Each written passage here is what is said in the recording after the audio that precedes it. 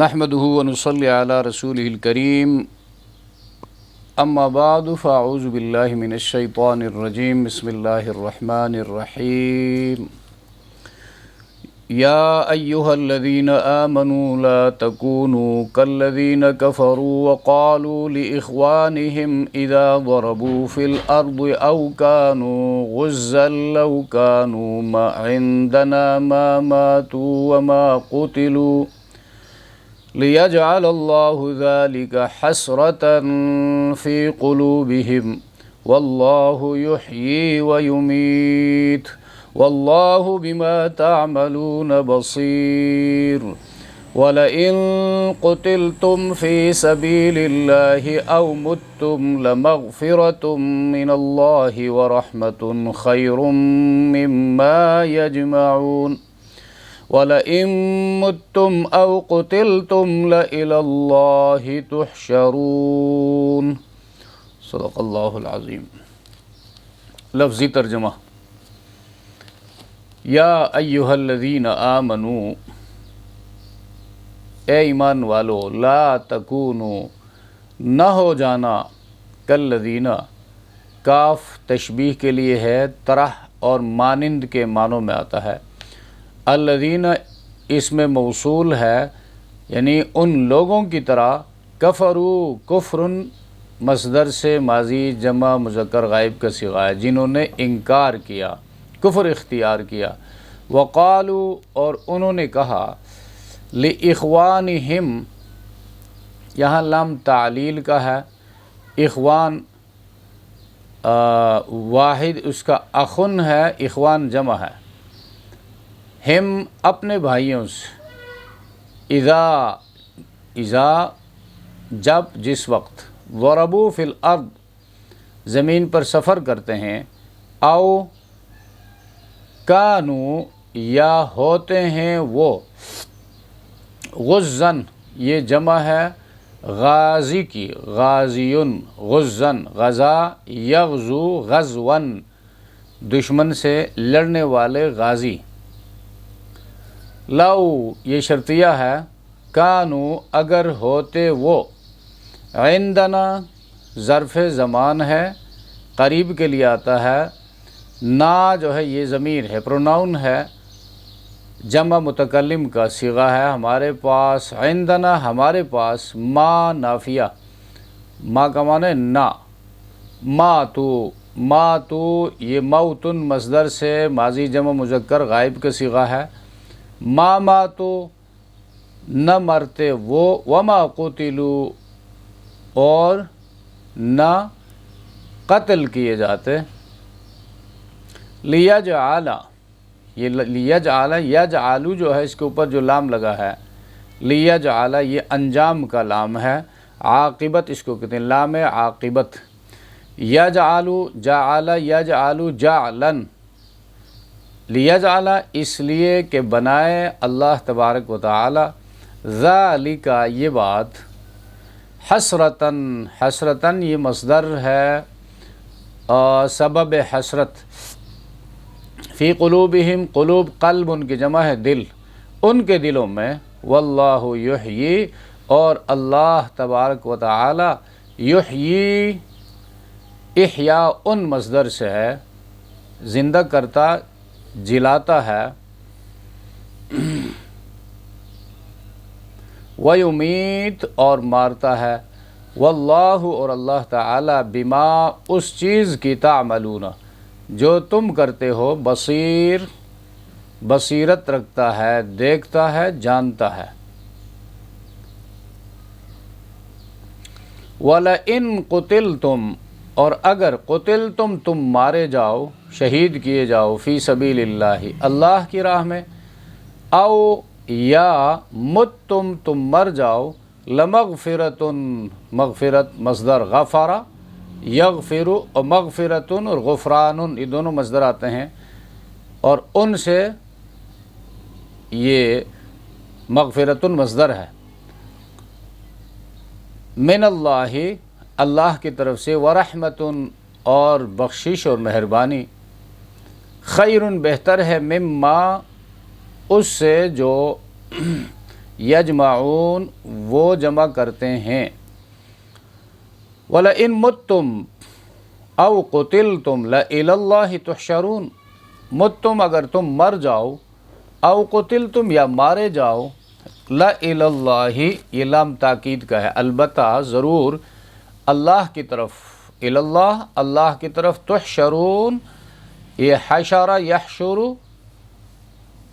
اور تحشرون حشرن مصدر ہے، تم جمع کیے جاؤ گے۔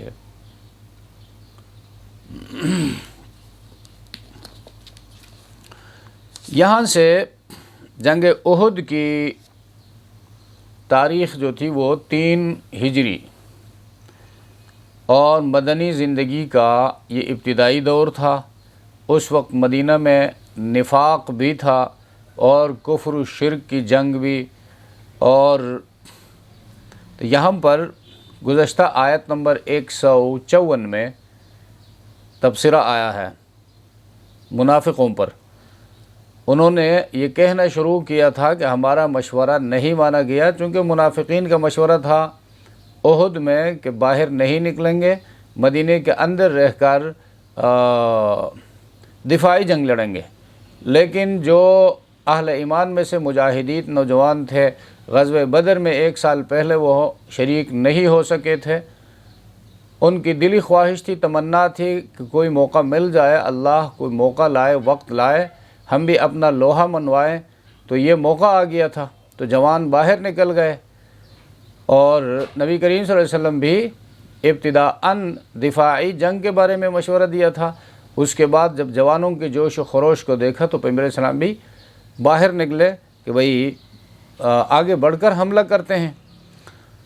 تو عارضی جو شکست احد میں ہوئی تو منافقین جو تھے انہوں نے کہنا شروع کر دیا کہ دیکھو ہمارا مشورہ نہیں مانا گیا، ہماری بات کی کوئی حیثیت ہی نہیں ہے ان لوگوں کے اندر، اور آج شکست سے دوچار ہونا پڑا۔ مدینے میں رہ کر اگر ہم دفاعی جنگ لڑتے تو یہ حالت نہ ہوتی ہماری۔ اب یہ ایک آیت میں جنگ کے نتیجہ پر کافروں کی جو وسوسہ اندازی ہے اس کا جواب ہے۔ وہ اپنے نسبی بھائی اخوان، یہاں پر جو لفظ آیا ہے نسبی بھائیوں کے لیے آیا ہے، تو بھائی ایک ہوتا ہے نسب کا، ایک ہوتا ہے علاقائی، ایک ہوتا ہے عقیدے کا، یعنی تمام مسلمان بھائی ہیں عقیدے کے لحاظ سے، چاہے وہ جنوبی افریقہ میں رہتا ہے یا امریکہ میں رہتا ہے یا پاکستان میں ہے یا افغانستان میں ہے، تمام مسلمان بھائی ہیں عقیدے کے لحاظ سے، اور یہ سبب نہایت پختہ ہے، اس لیے کہ یہ بھائی دنیا میں ایک دوسرے کے کام بھی آئیں گے، ایک دوسرے کے لیے دعائیں بھی مانگیں گے، ان کی دعائیں بھی ایک دوسرے کے لیے قبول ہوں گی، اور آخرت میں ایمان کی وجہ سے یہ سارے بھائی جنت میں بسائے جائیں گے۔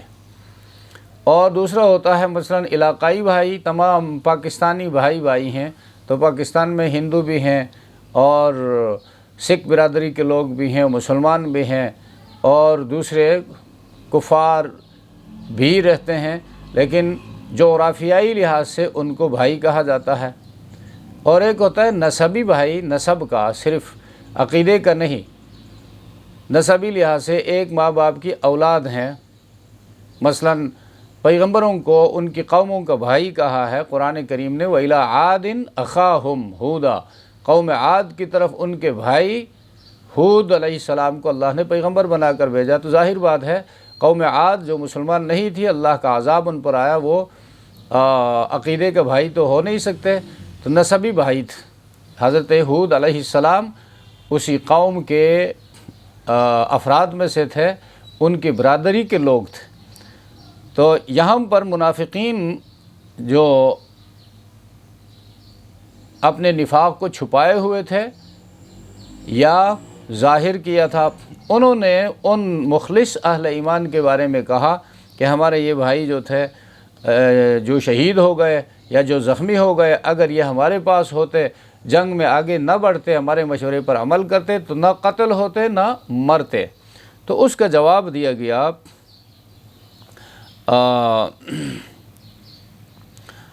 ان کا یہ خیال بالکل غلط ہے۔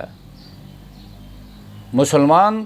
شہید بھی ہو جائے تو اس کو حیات جاویدانی ملتی ہے، اگر وہ کامیاب ہو کر جنگ سے واپس لوٹے تو پھر کامیابی قدم چومتی ہے اور مال غنیمت اور دوسری فوائد کے ساتھ وہ واپس ہوتا ہے۔ اور اس کی دلیل اب مرنے کا تعلق جو ہے وہ میدان جنگ کے ساتھ نہیں ہے۔ کیا یہ لوگ جانتے نہیں ہیں کہ یحیی و یمیت جو ہے مارنے والا اور جلانے والا وہ تو اللہ ہے؟ بہت سارے لوگ ہیں وہ جنگ میں گئے بغیر گھروں میں اپنی موت آپ مرتے ہیں،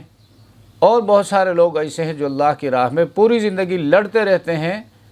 اور بہادری کے کرشمے دکھاتے ہیں، لیکن مرتے نہیں ہیں، قتل نہیں ہوتے۔ تو پتہ چلا کہ جنگ جو ہے ضروری نہیں کہ وہاں پر بندہ جائے اور مر جائے، شہید ہو جائے، اور ضروری نہیں کہ جو جنگ میں نہ جائے اور گھر میں رہے اور ہمیشہ کی زندگی اس کو حاصل ہو۔ تو ان آیتوں میں اس چیز کا جواب دیا گیا ہے، یا ایھا الذین آمنوا لا تکونوا کالذین کفروا، اے ایمان والو۔ دیکھو خطاب ایمان والوں سے ہے، تو ایمان کا تقاضا کیا ہے؟ جب اللہ کا رسول بلائے، اللہ کا حکم آئے،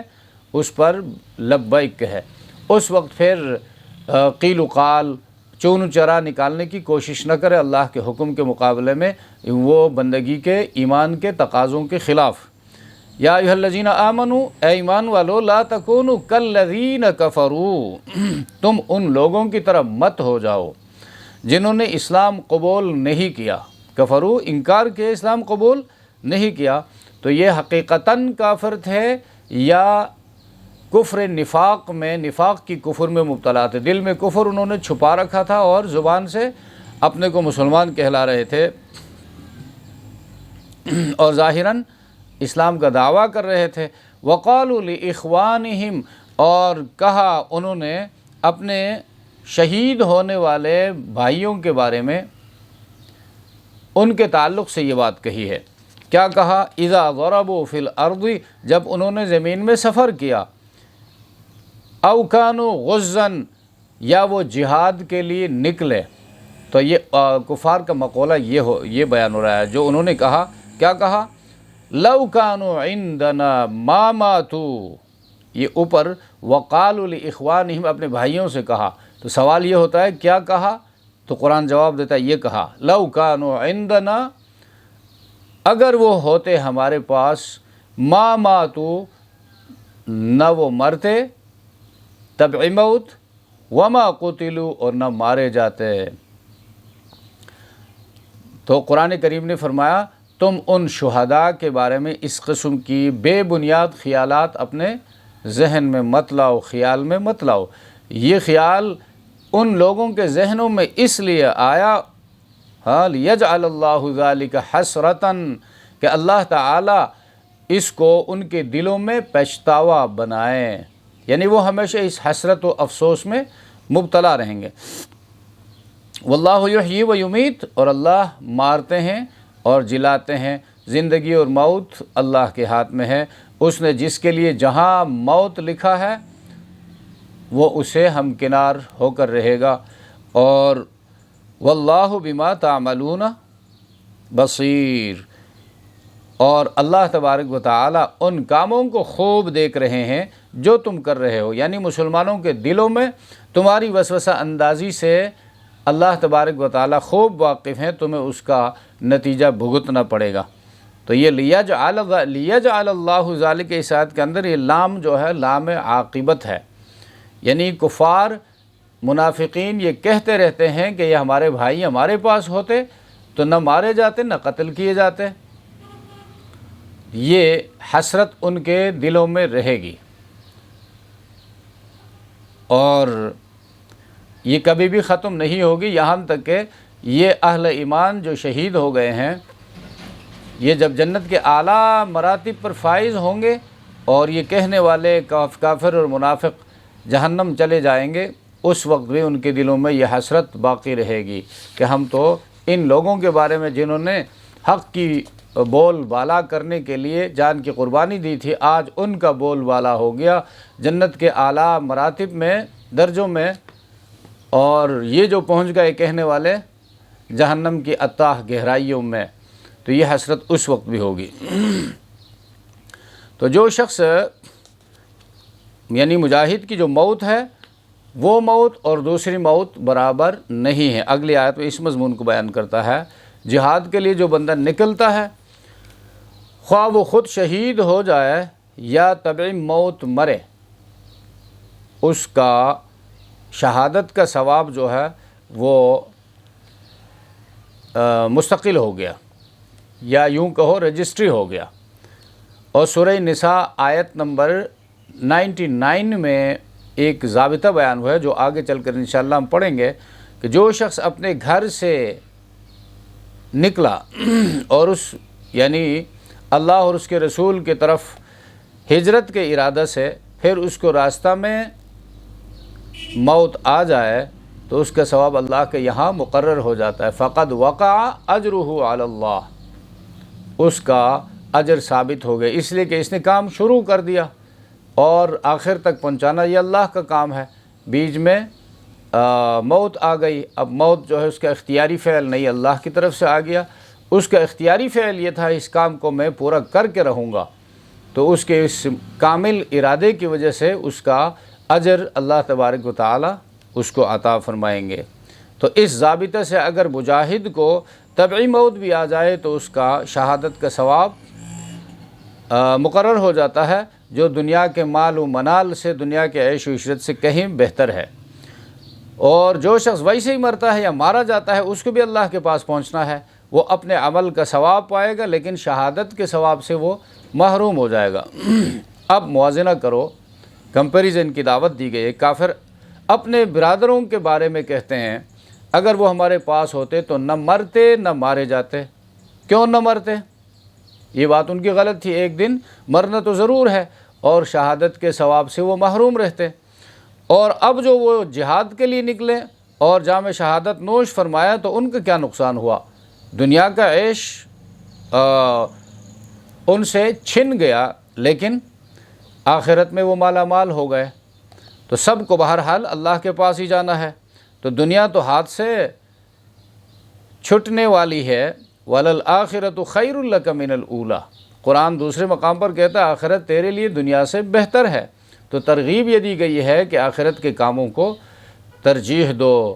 اور دنیا کے کاموں کو دوسرے نمبر پہ رکھو، اس لیے کہ دنیا فانی ہے، یہاں پر جو عیش حاصل ہوگی وہ عیش بھی فانی ہوگی۔ آخرت باقی ہے، اس میں جو عیش و عشرت کی زندگی حاصل ہونے والی ہے وہ بھی نہ ختم ہونے والی ہے۔ تو وَلَئِن قُتِلْتُمْ فِي سَبِيلِ اللَّهِ، اور یقیناً اگر تم راہ خدا میں مارے گئے، قتل تم شہید کیے گئے، فی سبیل اللہ، یہ قرآن کی یہ ادائیں، یہ حصے قابل غور ہیں۔ سبیل اللہ کا ہے، ویسے قتل ہونا نہیں، زمین کے ٹکڑے کے لیے قتل ہونا نہیں، مال مفاد کے لیے قتل ہونا نہیں۔ فی سبیل اللہ، اللہ کے دین کی اشاعت کے لیے، اللہ کا پیغام اللہ کے بندوں تک پہنچانے کے لیے اس راستے میں جو جان دے دے، او متم، یا مر گئے، لمغفرۃ من اللہ، تو اللہ کی طرف سے بخشش، ورحمت، اور اس کی مہربانی یعنی شہادت کا ثواب، خیر مما یجمعون، بہتر ہے اس سے جس کو لوگ جمع کرتے ہیں۔ لوگ جو جمع کرتے ہیں وہ ہے دنیا کا مال و منال، دنیا کی جو بزنس ہے، دنیا کا پیسہ ہے، اس سے وہ کہیں بہتر ہے۔ وَلَئِن مُتُّمْ، اب اس کو پھر عام کر دیا، اور اگر تم مارے گئے جس وجہ سے بھی ہو، او قتلتم، یا شہید کیے گئے، لَإِلَى اللَّهِ تُحْشَرُونَ، ضرور اللہ کی طرف تم جمع کیے جاؤ گے۔ تو عام مجاہد جو ہے وہ عام طور پر مارا جاتا ہے۔ مجاہد شہادت کی نیت سے میدان میں آتا ہے تو عموماً یہ ہوتا ہے کہ مجاہد کو اس کی نیت کے مطابق شہادت ملتی ہے۔ تو یہاں پر قتل تم پہلے آیا ہے، اور کبھی جو ہے وہ طبعی موت مرتا ہے، اس لیے متم جو ہے قتل تم او متم، اس آیت کے پہلے حصے میں، بعد میں آیا ہے۔ اور جو غیر مجاہد ہے، مجاہد نہیں ہے، وہ عموماً اپنی موت مرتا ہے، یعنی طبعی موت، بیمار ہو کر اس لیے دوسری آیت میں وَلَئِن مُتُّم، مُتُّم کو پہلے لایا ہے، اور کبھی وہ مارا بھی جاتا ہے، او قتلتم یا قتل کیے جاؤ، اس لیے قتلتم جو ہے یہاں پر بعد میں آیا ہے۔ اللہ تبارک و تعالی ہم سب کو عمل کی توفیق عطا فرمائے۔ سبحان ربک رب العزت عما یصفون وسلام علی المرسلین والحمد للہ رب العالمین۔